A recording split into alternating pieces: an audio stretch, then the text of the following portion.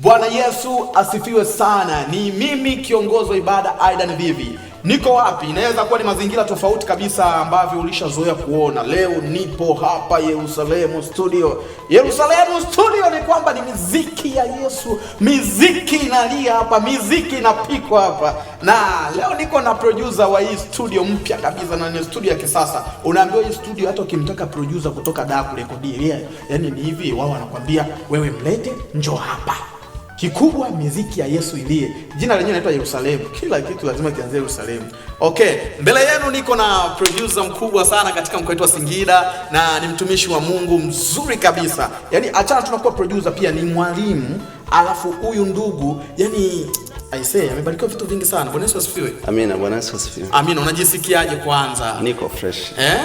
Ninakuona kabisa unatabasamu, uko vizuri sana, kwa sababu tunajua kichwa chako kimejaa miziki ya Yesu. Miziki ya Yesu iko hapa. Na ndio maana umesikia jina ni Yerusalemu Studio. Si ndio? Hebu Yerusalemu Studio, ninyi mnafanyaje kazi? Kazi tuna rekodi audio. Yes. Hapa ndo ofisi makao makuu. Lakini studio yetu inatembea. Popote ulipo unafuatwa. Na kazi zinapigwa. I say, hii studio unaambiwa hapa tupo makao makuu, lakini makao makuu kwenyewe humu ndani nimeingia vinanda, magitaa, ngoma, AC za kutosha. Yaani simama kiongozi wa ibada kipala changu. Yaani amna joto. I say, hebu niambie, ni mna audio zenu mnarekodi za namna gani? Tuna rekodi audio sana. Kwanza tupo kwenye gospel. Yes, Yerusalemu.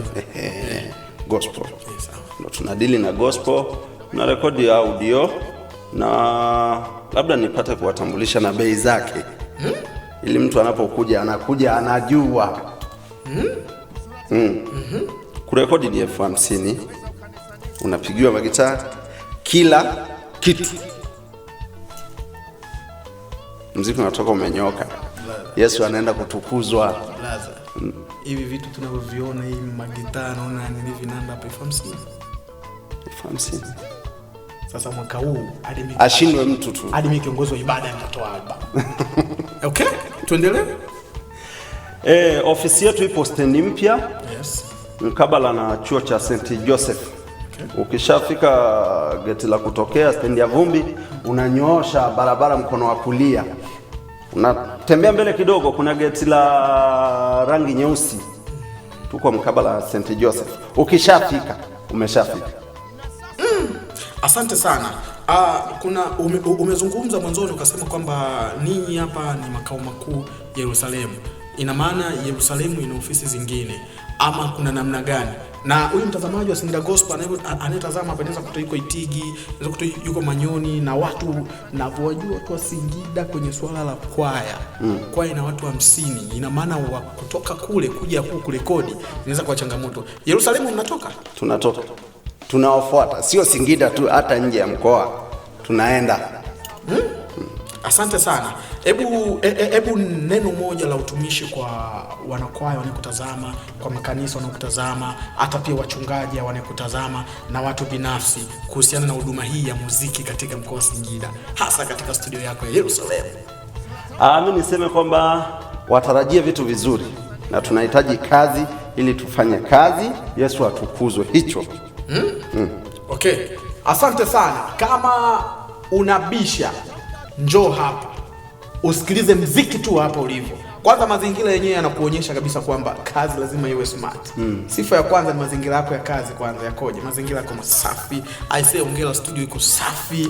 Nimeikuta studio yani hadi nimeona hadi kuna TV, kuna sehemu ambapo mtakaa wakati wengine wanarekodi. Nyie kama ni watu fulani wa kufuatilia vitu fulani, TV imekaa tu pale, mnakuwa mnaangalia. Hii ni studio kubwa ya kisasa katika mkoa wa Singida.